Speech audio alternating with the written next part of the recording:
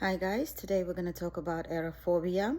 This is the fear of flying, and a lot of people unfortunately suffering with aerophobia. Now it's a holiday season and we're all traveling, visit our relatives, so we'll go for vacations. And for some people like me, this time of season where I have to fly is very, very anxious.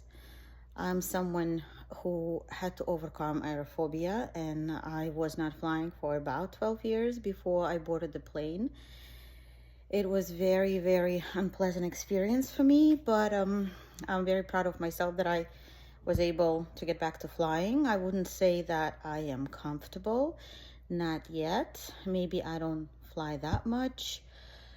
But unfortunately, the only way to overcome aerophobia is to go in airport, get on a plane and fly. It's easier said than done, especially for people who do suffer from real anxiety when it comes to the word plane or airport. I used to have very unpleasant feelings and even being panicky at the thought of me going to the airport. And often enough, I visualize myself going in a plane and I would end up with very unpleasant feelings. And I was trying to avoid. So, in another word, if I could avoid not to fly and take a car, I would take a car. But at some point, taking a car for a day or two, being in a car, got me to the point of training myself and think about going into the plane and eventually somehow overcome my fear of flying. I'm not going to go into details of psychological component of it. It's when there's a start to everything and also there's an end to everything.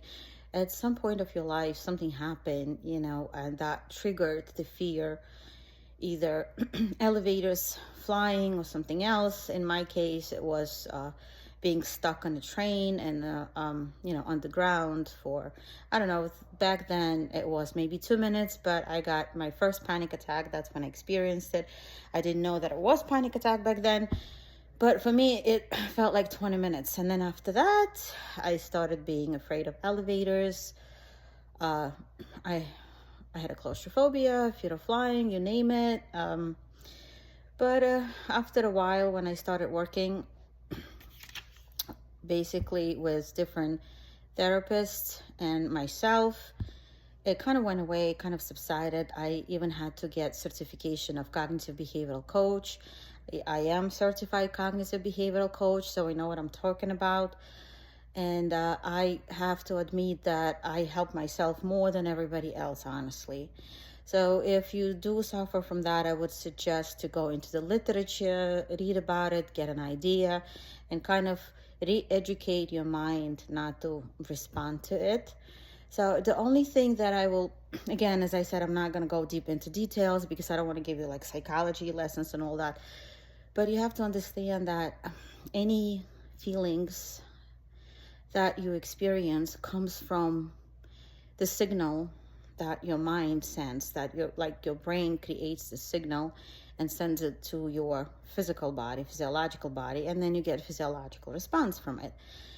One thing that our thinking, our thoughts, not always true. It's imaginary things, but unfortunately our brain don't have, vision. And the thoughts that we have, if let's say we have negative thoughts, it causes the negative response, it causes a negative physiological response, because again, our brain cannot differentiate between the reality and fiction. So if you're sending the thought that is very dangerous, anxious, and scary, then of course your body will respond to it. You're going to get physiological response. A lot of people getting palpitation, a lot of people are getting gastrointestinal upset. There's different reaction to the negative thoughts that you send to your body. So we're not gonna go again into details. I want to go over 5 suggestions that I would suggest people with aerophobia, because I've been through this and I am flying. I'm flying at least twice a year. I'm still working on it. It's still work in progress. I'm going to post my video. It's going to say PT is going on vacation, where I'm going to put like a short, what is it? It's like short videos put together about, me going into the plane and the vacation. I'm going to review the hotel when I'm going to stay. If you guys will like it, you can also go there. But this is not about that. So suggestion number 1, what helped me? So you really need to think that today is your last day on this earth. And tomorrow, you're not going to be here anymore. So today is the day to enjoy your 24 hours, being with your family, being with your loved ones, being with your children, and you have to give them the most you got. So no fear, because there's no tomorrow for you.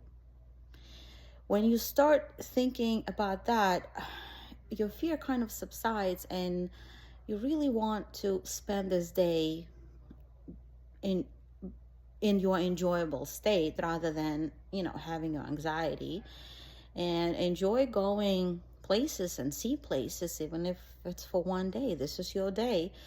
So that thought really helped me, but you really have to believe that today is the last day, no tomorrow for you. So that kind of took the edge of my anxiety. Step number 2, I watched the video on YouTube, and I don't remember exact name of the YouTuber. I think it's Mike, not Johnny. If I'm not mistaken, that was the name of his channel. Again, it's not, I'm not putting it as my suggestion, something that I came up with. No, it's his video, and it's really helped me. And he posted the video when he had a session with his psychologist regarding his aerophobia, and the psychologist asked him a very simple question, and it's really worked for me. So the question is, you have to ask yourself and remind yourself and keep asking yourself. The question is this: is that okay with you not to be afraid of flying? Is that okay with you to take a car service, go to the airport, and have the most enjoyable experience with everybody else? Is that okay with you to go on a plane and just sit there relaxing like everybody else and enjoy your short flight, get to your destination? Is that okay not to torture yourself a day or two before your flight? Is that okay with you?